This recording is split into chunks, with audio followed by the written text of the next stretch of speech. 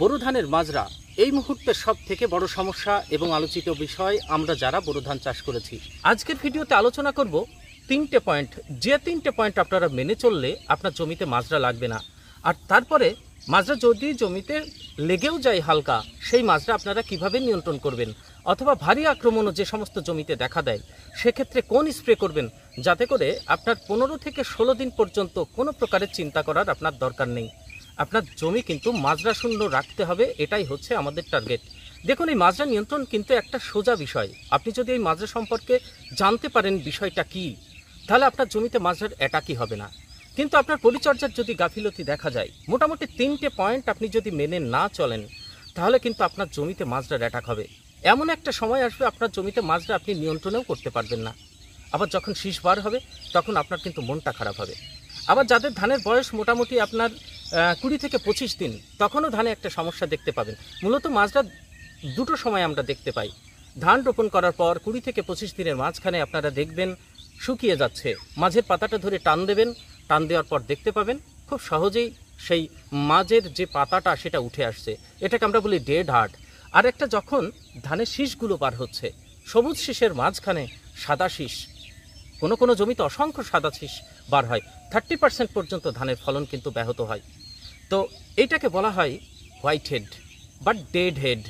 তো যাই হোক, এই যে দুটো সমস্যা মাজরার, এটাকে আমাদের নিয়ন্ত্রণ করা এটা কিন্তু একটা চ্যালেঞ্জিং বিষয়। কিন্তু আপনি যদি মেনে চলেন, আগেই বললাম তিনটে পয়েন্ট যদি পর্যবেক্ষণে রাখেন, তাহলে কিন্তু আপনার এটা খুবই সোজা বিষয়। তো আজকের ভিডিওতে মাজরা নিয়ে ডিটেলস আলোচনা করব। যে সমস্ত জমিতে ভীষণ আক্রমণ দেখা দেয়, কোন ওষুধ বাংলাদেশ এবং এদেশের জন্য। দেখুন, ওষুধ নিয়ে এসেছি আমি, আমার কাছে ওষুধগুলো আছে। এই জমিতে মোট 3টে স্প্রে করা হয়েছে। কোন কোন সময় স্প্রে করা হয়েছে, কিভাবে মাজরা মুক্ত এখনও পর্যন্ত রাখা গেছে, সেটা আপনাদেরকে জানাবো। আর আপনারা যাদের 40 থেকে 45 দিন পর্যন্ত বয়স হয়েছে ধানের, বা মোটামুটি 50 দিন পর্যন্ত, আপনারা কি স্প্রে করবেন এদেশে এবং ওদেশে, মোটামুটি 4টে ওষুধের কথা বলবো। আর এই 4টে ওষুধের সঙ্গে কি মিশিয়ে আপনারা স্প্রে করছেন, সেটা আজকের ভিডিওতে আপনাদের সঙ্গে তুলে ধরছি।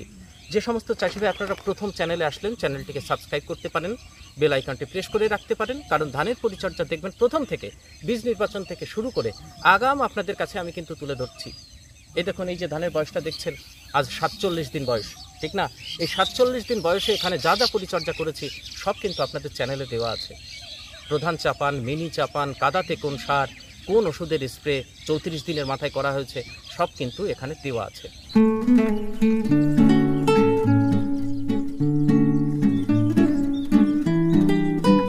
আপনারা দেখছেন green wave farmers creation channel, আপনাদের সঙ্গে রয়েছি আমি সুশোভন। একটু আগে আপনাদেরকে বললাম না যে মোটামুটি আপনি 3টে পয়েন্ট মেনে চলুন, তাহলে দেখবেন জমিতে মাজরা আপনার লাগবে না। তা 3টে পয়েন্টের প্রথম পয়েন্ট যেটা হচ্ছে সব থেকে গুরুত্বপূর্ণ, সেটা হচ্ছে পর্যবেক্ষণ। তাপমাত্রা পরিবেশের বেড়েছে, চারপাশের মাঠ কিন্তু ফাঁকা হয়েছে, কীটপতঙ্গ সব আপনার জমিতে সবুজ পেয়ে আকৃষ্ট হয়ে ধানের জমিতে কিন্তু বাসা বেঁধেছে। আপনি সন্ধ্যাবেলায় আসবেন অথবা সকালবেলা আসবেন, ধানের পাতাতে আপনাকে লক্ষ্য করতেই হবে। ধানের আল দিয়ে হাঁটতে হবে, মাঝে মাঝে ভিতরে যেতে হবে। আপনার পায়ের নাড়া পেয়ে, মানে পাতাগুলো যখন আন্দোলিত হবে, আপনি খেয়াল করে দেখবেন সেখানে 3 ধরনের মথ দেখতে পাবেন। একটা হচ্ছে একটা ব্রাউন কালারের, আর একটা হচ্ছে পুরো দুধের মতো একদম সাদা, আর একটা হচ্ছে সেটাও হালকা ব্রাউন কালারে, কিন্তু আপনার পাখনার ওপরে কালো স্পট থাকবে, মাথাটা একটু ছুসলো টাইপের। ঠিক এই 3 ধরনের পোকা আমাদের কিন্তু মাজরার কারণ হয়ে দাঁড়ায়। তাহলে মাজরার যে কারণটা আমরা বুঝতে পারলাম, যে আপনার জমিতে ওই মথগুলো যদি আপনারা দেখতে পান, মনে করবেন ওরাই হচ্ছে আপনার জমির মাজরার কারণ। এবার ওরা তো আপনার জমিতে এমনি এমনি আসেনি। এই যে ঘন পাতাগুলো দেখছেন, এখানে ওরা একটা বাসস্থান হিসাবে গ্রহণ করেছে। এটা আপনার ওই পাতাতে এসে দেখবেন বসে থাকবে। আর ওরা শুধু তো বসে থাকার জন্য আসেনি, সেখানে রস চুষে খাবে।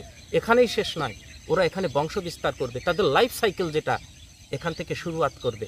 মথের পরের যে স্টেজটা ডিম পাড়া, সেই কাজটাই আপনার এই ধানের পাতাতে করবে। এবার ডিমটা যখন পাতাতে পেড়ে দিল, তারপরে তো 6 থেকে 7 দিন বাদে লার্ভা নির্গত হবে। ওই জাল থেকে লার্ভাগুলো তখন ঝরে ঝরে আপনার মাটিতে পড়বে। এবার মাটিতে ঝরে পড়ার পর আপনি যখন জল দিলেন, জলের সঙ্গে ভাসতে ভাসতে ওই ধানের গাছের গোড়ায় একটা ছিদ্র করবে, ছিদ্র করে ভিতরে ঢুকে গেল। এবার মাঝের পাতাটা কেটে দিল, আপনি টান দিলেন, সহজে উঠে আসলো, যেটাকে ডেড হার্ট বললাম। আর যদি আপনারা দেখেন যে যখন শীষটা বার হচ্ছে, সাদা বার হচ্ছে, ওরা ওই ছিদ্র করে ভিতরে গিয়ে শীষের গোড়াটা কেটে দেয়, গোল করে টান দেবেন, শীষটা উঠে আসবে। তো এই তো হচ্ছে মাজরা।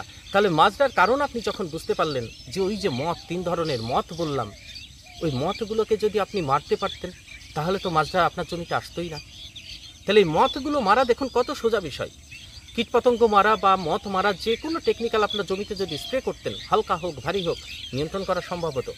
কিন্তু আপনি যদি একটু এড়িয়ে যেতেন তাহলে কিন্তু আপনার জমিতে মাজরার আক্রমণটা হয়ে যেত। তো এই জন্য পর্যবেক্ষণ বললাম সবথেকে গুরুত্বপূর্ণ বিষয়।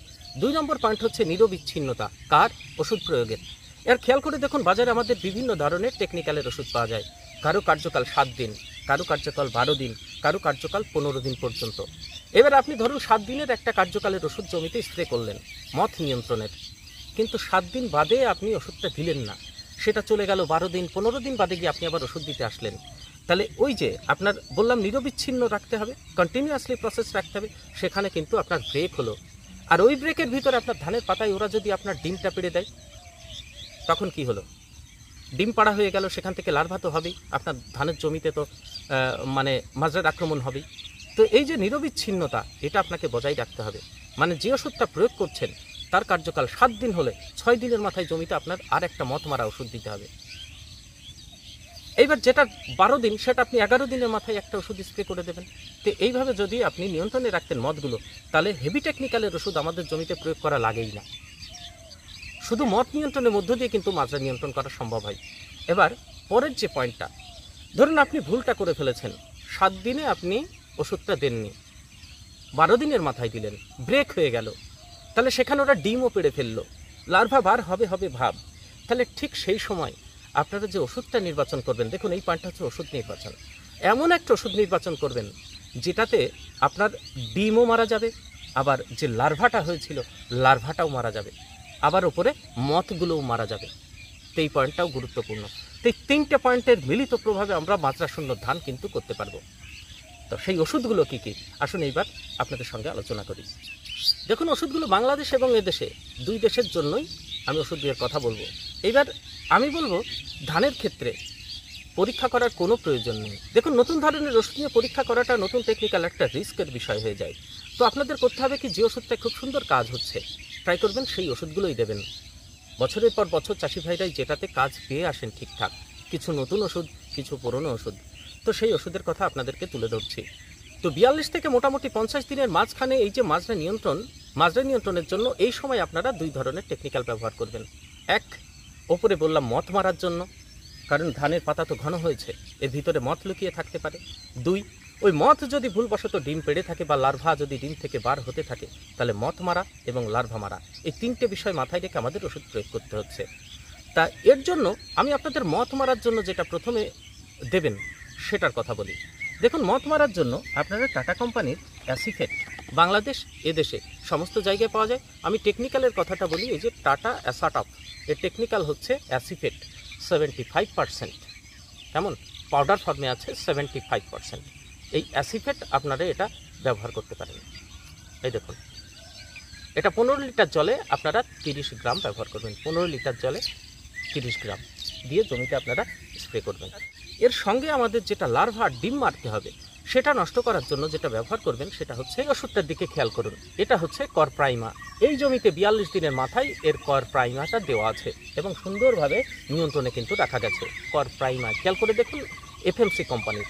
আমরা দেখুন কোরাজেন যে ওষুধটার কথা বলি, এই যে দেখতে পাচ্ছেন কোরাজেন, এফএমসি কোম্পানির কোরাজেন। তো এই কোরাজেনের টেকনিক্যাল হচ্ছে ক্লোরোঅ্যান্ট্রানিলিপল, আপনারা জানেন, সেটা সবাই জানেন। আর এই করপ্রাইমায়ের টেকনিক্যাল হচ্ছে ক্লোরোঅ্যান্ট্রানিলিপল। তো এই ক্লোরোঅ্যান্ট্রানিলিপল দুটোর ভিতরেই আছে, কিন্তু পার্থক্য কোথায়? এটার ভিতরে 35% WG ফর্মে দেওয়া আছে, 35% WG ফর্মে এর ভিতরে দেওয়া আছে। আর এর ভিতরে আছে 18.5% SC ফর্মে দেওয়া আছে। এটার ডোজ হচ্ছে আপনার 5 ml 15 লিটার জলে, আর এর ডোজ হচ্ছে 15 লিটার জলে 3 গ্রাম মাত্র। এটা দানাদার আকারে আছে, 10 মিনিট ভিজিয়ে রাখবেন। তো 15 লিটার জলে এর করপ্রাইমা এটা 3 গ্রাম আপনাদের দিতে হবে। এটা কিন্তু এই কোরাজেনের একদম লেটেস্ট ভার্সান, এটার ভার্সান একটা নিউ ভার্সান যদি বলেন, এটা হচ্ছে করপ্রাইমা। 6 গ্রামের পাতা পাওয়া যায়। এবার আপনি 3 গ্রাম দেবেন, আর এর সঙ্গে এইটা অ্যাসাটপ মেশাবেন, এই দুটো মিশিয়ে জমিতে স্প্রে করে দিন, খুব সুন্দর কাজ পাবেন। 15 দিন পর্যন্ত আপনার কোনো চিন্তা করতে হবে না। আর এই করপ্রাইমার আপনাদের যেটা বললাম, যে লার্ভিসাইডাল আর অভিসাইডাল। অভিসাইডাল কথার অর্থ হচ্ছে ডিমও মারতে পারে, ডিমগুলো নষ্ট করে দেয়। আর লার্ভিসাইডাল অর্থ হচ্ছে লার্ভাগুলোকে মেরে দেয়। তো আপনারা দেখুন, মথ মারলাম, ডিম মারলাম, লার্ভা মারলাম। তো এইটা হচ্ছে আপনাদের প্রথম কম্পোজিশনের কথা বললাম। বাংলাদেশে আপনাদের যে বললাম গ্রুপ 28-এর একটা ওষুধ, তাই না, করপ্রাইমা।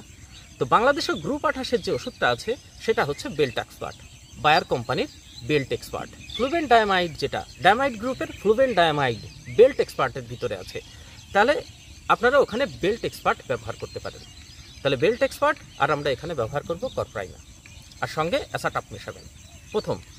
আর আরেকটা ভালো বিষয় হচ্ছে ধানের উপরে যে বন্ধু পোকাগুলো আছে সেগুলো কিন্তু অক্ষত থাকে, সেগুলো মারে না।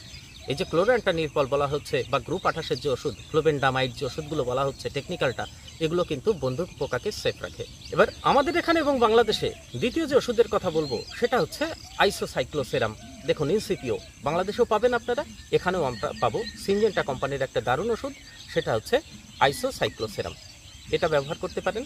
আর এর সঙ্গে আপনারা যেটা মারবেন সেটা হচ্ছে মেশাবেন, সেটা হচ্ছে অ্যাসাটপ, অথবা এর সঙ্গে মেশাতে পারেন আপনারা বাইফেনথিওরান আর থাইমোটাক্সাম গ্রুপের।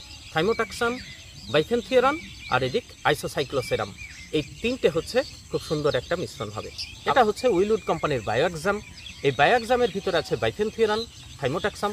দেখুন, বাইফেনথিওরান এর ভিতরে আছে 10% আর থাইমোটাক্সাম আছে 5%, আর এর ভিতরে আইসোসাইক্লোসেরাম আছে ইনসিপিওর ভিতরে। এই দুটো একটা খুব সুন্দর একটা মিশ্রণ আপনারা এখানে ব্যবহার করতে পারেন, ভালো কাজ পাবেন। এটাও কিন্তু 15 দিন পর্যন্ত ধানের সুরক্ষা দেবে। আর একটা হচ্ছে বায়ার কোম্পানির, সেটা হচ্ছে ভায়াগো। বায়ার কোম্পানির লেটেস্ট একটা ওষুধ, ডিম মারবে, লার্ভা মারবে। আমি যেগুলো বলছি প্রত্যেকটা ডিম এবং লার্ভা মারবে, আর বাইরে থেকে আপনাকে মদ মারার জন্য ওষুধ দিতে হবে।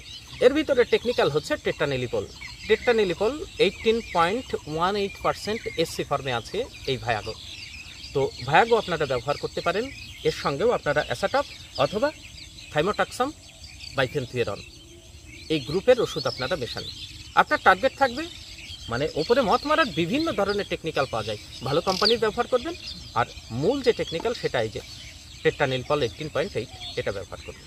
3 নম্বর গেল। আর প্রথমে যেটা বললাম তারই আর একটা ভার্সান, সেটা হচ্ছে কোরাজেন। কোরাজেনের সঙ্গে অ্যাসাটপ, এই দুটো আপনারা মেশাতে পারেন, অথবা কোরাজেনের সঙ্গে এটা মেশাতে পারেন, বাইফেনথিওরান সঙ্গে হচ্ছে থাইমোটাক্সাম, এই দুটো টেকনিক্যাল করতে পারেন। এই ছিল আজকে 4 ধরনের টেকনিক্যাল আপনাদের বললাম, আপনারা ব্যবহার করুন। ধানকে আপনারা নিশ্চিন্তে মোটামুটি 15 থেকে 17 দিন পর্যন্ত সুরক্ষা দিতে পারবেন। যদি ভালো লাগে ভিডিওটা, চ্যানেলটিকে সাবস্ক্রাইব করতে পারেন, আর লাইক করবেন, আর চাষি ভাইদের কাছে শেয়ার করবেন। আপনাদের মতামত কমেন্ট বক্সে জানাবেন। এর থেকেও দেখা যাচ্ছে আপনারা ভালো কাজ পেয়েছেন কোনো এক টেকনিক্যালে, সেটা জানাতে পারেন কমেন্ট বক্সে। চাষি ভাইটা সেটা দেখে ব্যবহার করতে পারবেন। ভালো থাকবেন সবাই। সম্পূর্ণ ভিডিও দেখার জন্য অসংখ্য ধন্যবাদ। পরের ভিডিওতে আবার দেখা হবে।